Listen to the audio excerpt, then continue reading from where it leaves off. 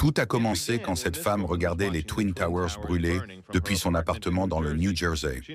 Elle a remarqué trois hommes sur une camionnette posant pour des photos avec les tours en feu en arrière-plan. Je pouvais voir qu'ils étaient heureux. Vous savez, ils l'étaient. Ils n'avaient pas l'air choqués. J'ai trouvé ça très étrange.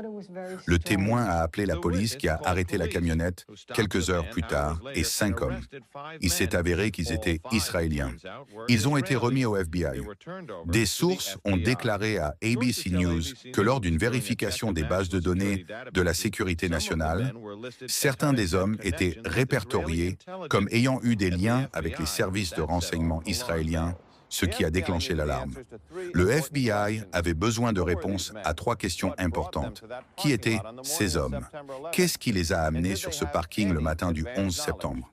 Savaient-ils à l'avance ce qui allait se passer ce jour-là? Ils ont dit qu'ils travaillaient pour une entreprise appelée Urban Moving. Le FBI a obtenu un mandat de perquisition pour les bureaux de l'entreprise. 2 SUV étaient remplis de 9 à 12 cartons et d'ordinateurs.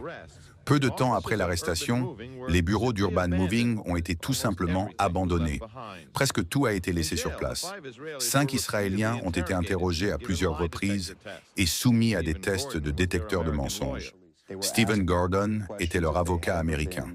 On leur a demandé s'ils avaient déjà été approchés ou embauchés par une communauté de renseignement non américaine.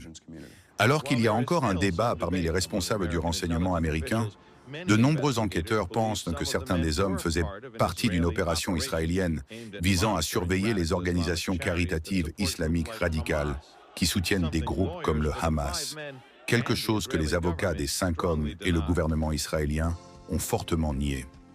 À ce moment-là, nous avons été emmenés pour une autre série d'interrogatoires, cette fois-ci liée à notre prétendue appartenance à la folie.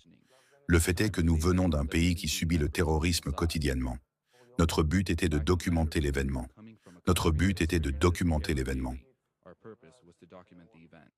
Our purpose was to document the event.